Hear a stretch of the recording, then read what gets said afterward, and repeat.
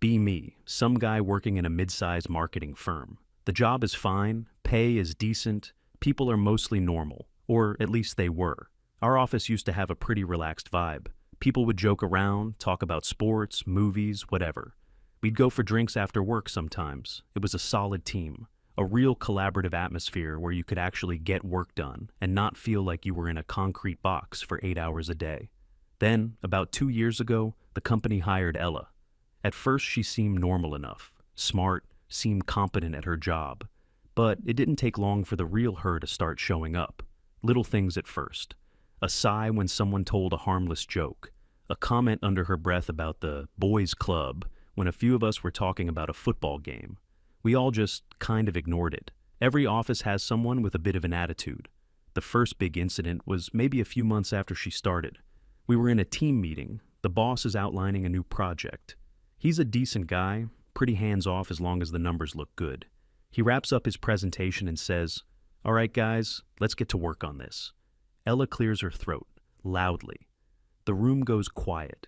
She says that using the term guys is exclusionary and contributes to a workplace environment that doesn't feel welcoming to women. The boss was totally caught off guard. You could see the panic in his eyes, the fear of an HR complaint. He immediately apologized, saying it was just a figure of speech, and he would be more mindful in the future. Ella just gave this little satisfied nod. We all just looked at each other. It was super awkward. But okay, whatever. Small thing. We can adapt. From then on, it was team and everyone. Fine. Except it wasn't a small thing. It was an opening.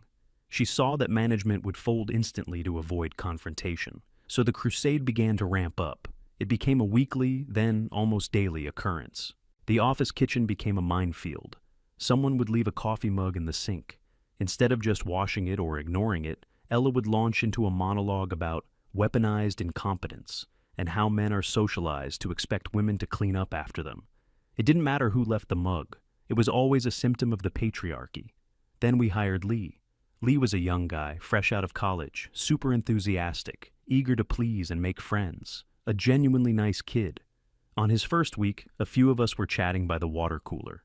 Lee was telling a story about spending the weekend helping his dad fix up an old car. He was really proud of it, showing us pictures on his phone. He finished the story by saying something like, "It was tough, but it was real man's work, you know?" He meant it in the most innocent way possible, just a dude happy he fixed something with his dad. Ella was walking by. She stopped dead in her tracks. She turned to Lee with this look of a disappointed professor. She didn't yell. It was worse. It was a lecture. She told him that using phrases like that reinforces harmful gender stereotypes. She asked him if he thought a woman couldn't fix a car. She went on about how that kind of language creates an invisible barrier for women in technical fields. Lee just stood there, his face turning bright red. He stammered something like, "No, I didn't mean it like that, But she just talked over him. The rest of us didn't know what to do. Clyde, our senior designer, just kind of shook his head and walked back to his desk. Lee was totally deflated. For the rest of the day, he barely said a word. He went from this happy, outgoing kid to a guy who was scared to speak. That incident really changed the atmosphere. The casual chatter just stopped. The office became quiet. The only sounds were keyboards clicking and the printer running. No one wanted to be the next person to get a lecture. Any conversation that wasn't 100% work-related was had in hushed tones, almost whispers. If you saw Ella approaching, you just cut the conversation and pretend to be intensely focused on your screen. She was policing everything. One time, I was explaining a complex part of a new software to another colleague. Ella overheard me and later pulled me aside. She told me I needed to be careful about my tone because I was coming across as mansplaining. I was literally just doing my job. The colleague I was talking to had asked for my help. But in Ella's world, a man explaining something to a woman was an act of patriarchal aggression. So, I stopped offering help. Everyone did. If a female colleague had a question, you just point her to the official instruction manual. It was safer. The social dynamic of the office was completely broken. We weren't a team anymore. We were a collection of individuals trying to avoid getting into trouble. Ella, meanwhile, seemed to be thriving. She was the self-appointed queen of the office, the moral authority. She would walk around with this smug look on her face, like she had single-handedly civilized a tribe of barbarians. She seemed to feed on the tension. The fear she created was a source of power for her. Every time someone fell silent when she walked by, it was a victory in her eyes. She had all the attention, even if it was negative. The entire social orbit of the office revolved around her. This went on for the better part of a year. Morale was in the toilet. A few good people quit, citing vague reasons. The rest of us were just trying to survive. The turning point came on a random Tuesday, I think. It wasn't some huge dramatic event. It was small, almost insignificant. That's what made it so effective. Our team was up against a tight deadline for a major client. Things were stressful. We were all working late.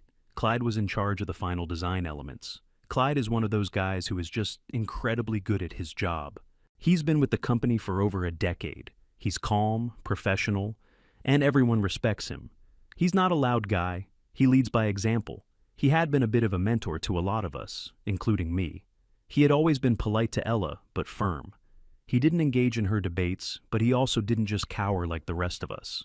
So, on this particular evening, Clyde was at his desk, deep in concentration, trying to solve a tricky design problem. The project manager was on the phone with the client, trying to smooth things over. Ella walked over to Clyde's desk. She wasn't even on this project, but she felt the need to insert herself.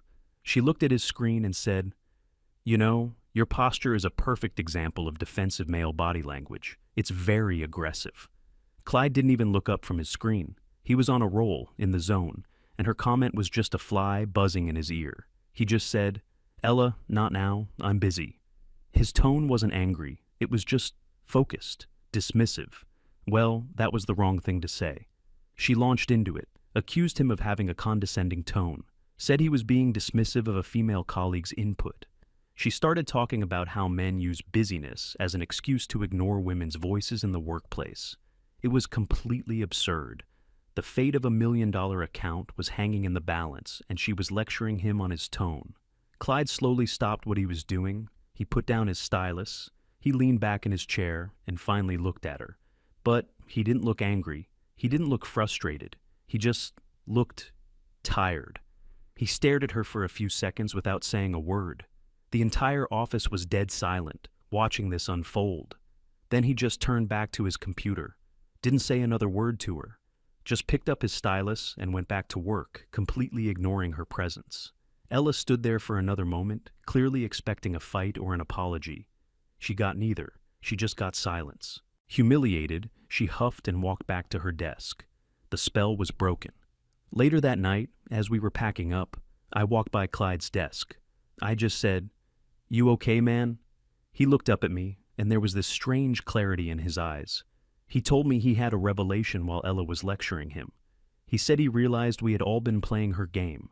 The arguments, the justifications, the awkward silences, the apologies, it was all a form of attention. It was the fuel she ran on. He explained that arguing with her gave her a platform. Getting angry at her made her a victim. Ignoring her in a passive-aggressive way created tension she could manipulate. We were feeding the very behavior we couldn't stand. He said there was only one way to win. Don't play the game. I asked him what he meant. He said, "From now on, she gets nothing but professional courtesy. Not coldness, not anger. Just nothing. A gray rock." The idea was simple. All communication with Ella would be restricted to work-related topics only. It had to be polite, efficient, and completely devoid of any emotion or personal connection. No small talk, no jokes, no arguments, no debates, no reactions. She asks a question about the project. She gets a direct, concise answer. She needs a file. You email it to her with the subject line, "File attached." She starts a monologue about the patriarchy. You don't engage. You just nod politely and say, "Okay, I have to get back to this report now." The goal was to make interacting with her on a personal level as boring and unrewarding as possible, to give her a taste of the purely professional environment she claimed to want. It was brilliant in its simplicity. The next morning, the plan went into action. It wasn't a formal meeting or a memo. Clyde just quietly talked to a few of the other guys, myself included. The idea spread like wildfire. Everyone was on board instantly. We were so tired of the constant stress, we were willing to try anything. The first test came before lunch. Ella came over to Clyde's desk to, I assume, continue her lecture from the night before. "Clyde, about last night," she began. Clyde looked up from his monitor, gave her a brief, neutral look, and said, "Good morning, Ella. Do you need something related to the Henderson account?" She was thrown off. "Well, no, I wanted to talk about your tone." He cut her off, but not rudely. Just factually. "Okay, well, if you don't have any work-related questions, I need to finish these wireframes. The deadline is noon." He then turned back to his screen. He didn't ignore her. He acknowledged her, processed her request, which wasn't a work request, and then disengaged. Ella just stood there, speechless. Her script had been thrown out the window. She mumbled something and walked away. It was like watching a magician's trick. A few hours later, she tried a different tactic. She sent a group email with a link to an article about male privilege in the tech industry. In the past, this would have sparked a huge, soul-crushing debate that would derail the entire afternoon. This time, nothing. Not a single person replied. No one talked about it. No one even acknowledged it. It was just another email in a sea of emails. It had zero impact. We saw Lee walking towards the kitchen later. Ella was in there. A couple of us watched, worried he'd fall into a trap. She tried to engage him, asking him what he thought of the article. We saw Lee pause, think for a second, and then he just said, "Oh, I haven't had a chance to read it. I've been swamped with the quarterly reports. Excuse me." He got his water and walked out. Polite, professional. A gray rock. Ella was left standing alone in the kitchen, holding her phone. For the first time, she looked confused. The first week was all about her testing our defenses. She tried every trick in her book. She'd try to start debates. We'd politely decline, citing work. She'd make passive-aggressive comments. We'd pretend we didn't hear them. She'd try to be overly friendly, asking about our weekends. We'd give one-word answers and turn the conversation back to work. "How was your weekend?" "Good." "Did you get the memo about the server maintenance?" It was exhausting, but we held the line. The key was unity. Because we were all doing it, she couldn't single anyone out. She couldn't accuse us of being hostile, because we were always polite. She couldn't accuse us of ignoring her, because we always answered her work-related questions. We were just being professional, incredibly, unshakably professional. The office dynamic started to change again, but this time in a different way. The oppressive tension was gone, but it wasn't replaced by the old friendly banter. It was replaced by a calm, focused, but sterile quiet. At least, it was sterile whenever she was around. A funny thing started to happen. Small pockets of the old office culture began to reappear, but only in safe zones. 2 or 3 of us would huddle around a desk to talk about a game, but the moment we saw her coming, we'd disperse. Conversations at the coffee machine would be normal and human, but would instantly become about work if she entered the room. We created an invisible wall around her. She was there, but she wasn't part of the office anymore. She was an outsider in her own workspace.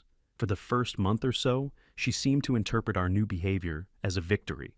She probably thought she'd finally beaten us into submission, that we were all walking on eggshells because we were terrified of her enlightened moral authority. She would carry herself with an air of smug satisfaction. She'd finally created the professional and unproblematic workplace she always wanted. We were just waiting. We knew that this wasn't what she wanted. She didn't want a professional environment. She wanted a stage, and we had just taken it away. We could see the first cracks starting to show after about 2 months. The smugness started to fade. It was replaced by a look of boredom. She would sit at her desk and just stare into space. She would try to start conversations, and they would be shut down with polite, work-related deflections.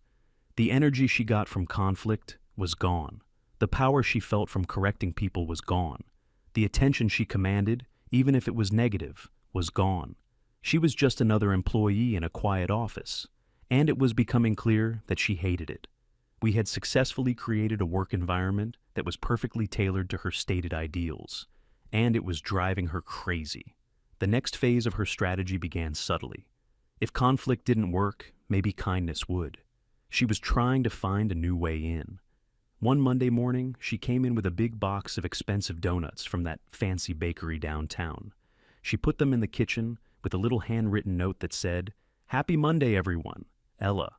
In the old days, this would have been the start of a conversation. People would thank her, chat about the donuts, and she would have an audience. Now, the protocol was clear. People went to the kitchen, took a donut, and gave her a brief, polite, "Thanks, Ella," on their way back to their desks. No one lingered, no one made small talk. It was the polite acknowledgement you'd give a vending machine. The interaction was purely transactional. Donut received, thanks dispensed, end of social contract. She stood in the kitchen for almost an hour, clearly hoping someone would stay and talk. No one did. You could see the frustration building in her face. The gesture had completely failed to buy her the social currency she was looking for. She tried other things. She'd start complimenting people's work in an overly effusive way. "Lee, that presentation you made was absolutely brilliant, a real game changer." Lee would just nod and say, "Thanks, I appreciate the feedback," and immediately put his headphones back on. The compliments were like water off a duck's back, acknowledged but not absorbed. They generated zero warmth. After a couple of weeks of her failed kindness campaign, she started to get desperate. The positive attention-seeking wasn't working, so she reverted to what she knew best: provocation. But this time, she had to escalate. The old tricks weren't getting a reaction. I remember one afternoon, she stood up and announced to the whole office that the air conditioning was a tool of the patriarchy. She had apparently read an article claiming that office temperatures are set to the metabolic rate of men, making women uncomfortable. She declared that our office was a prime example of systemic sexism in action. She stood there, arms crossed, waiting for the fireworks. In the past, this would have been a 5-alarm fire. Arguments, debates, someone calling her ridiculous, her firing back. It would have been the main event. Now, Clyde didn't even look up from his screen. He just put on a sweater. A couple of other guys did the same. No one said a word. We just silently adjusted to the patriarchal temperature. Her grand pronouncement was met with the deafening sound of people putting on cardigans. It was the most humiliatingly effective shutdown I've ever seen. She was trying to start a war, and we were just responding with sensible layering. You could see something break in her that day. She was starting to understand that this wasn't an accident. This was a coordinated effort. This wasn't her victory. This was a wall. Her work began to suffer. She'd miss deadlines, make simple mistakes. She spent more and more of her day just staring at her screen or scrolling endlessly through her phone. She was a ghost at her own desk. Her whole purpose in the office had been to be a social force, a disruptor. Now that she was successfully neutralized, she didn't seem to know what her role was anymore. Her physical appearance started to change too. Nothing dramatic, just small tells. She started looking tired all the time. The smug, confident energy she used to radiate was gone, replaced by a kind of weary bitterness. The worst part for her, I think, was her complete and total social isolation. We never excluded her from work things. She was always CC'd on the relevant emails, invited to the mandatory meetings. But the entire social fabric of the office was now rewoven without her. If a group of us were ordering lunch, no one would think to ask her. Not out of malice, but because the habit of not engaging her in non-work conversation was so ingrained. She'd watch us all gather to get our food deliveries, laughing and talking, and she would just be sitting at her desk, alone with her sad little salad. It was a perfect mirror of the isolation she had imposed on Lee that first week, but on a much larger scale. I think her last hope was when the company hired a new woman for the accounting department. We all saw Ella's eyes light up on the new hire's first day. An ally, a fresh recruit for her army of one. Ella immediately descended on the poor woman, trying to befriend her, showing her the ropes, and no doubt poisoning her mind with stories of the toxic men in the office. For the first week, it looked like it might work. The two of them would go to lunch, chat by the coffee machine. But the new girl was smart. She could clearly sense the strange, invisible wall around Ella. She saw that the rest of the office was collaborative and friendly with each other, while everyone was strictly professional with Ella. It doesn't take a genius to figure out who the common denominator is. After about 2 weeks, the new hire started politely distancing herself. She started joining the larger group for lunch. She'd asked the rest of us for help. She chose to integrate with the functioning, healthy part of the office culture. That was probably the final nail in the coffin for Ella. When she lost the potential ally, she lost her last hope of breaking the quarantine. The dam finally broke on a Thursday evening, sometime in the winter, because it was already dark outside. Most people had already gone home. It was just me, Clyde, and a couple of others finishing up a project. And Ella. She had been sitting at her desk, not working, just staring at her monitor for the last hour. As Clyde stood up to put on his coat, she made her move. She walked over and stood in front of his desk, blocking his exit. "We need to talk," she said. Her voice was trembling a little. Clyde just looked at her calmly. "Is this about a work matter, Ella?" The standard disengagement line. "No, it's not," she snapped. "It's about the hostile work environment you've created." Clyde just raised an eyebrow. "Hostile? I don't think I understand. We've all been very professional." That's when she lost it. Not screaming or yelling. It was a tirade, but it was delivered in this shaking, desperate voice. She accused him of leading a coordinated bullying campaign against her. She said we were ganging up on her, isolating her, using psychological warfare. She used all the buzzwords: gaslighting, mobbing, creating a toxic space.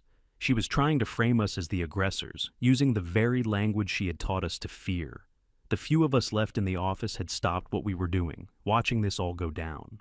Clyde let her finish. He listened patiently to her entire speech, his expression never changing. When she was done, breathing heavily, he waited a moment before he spoke. His voice was quiet, but it cut through the silence of the office.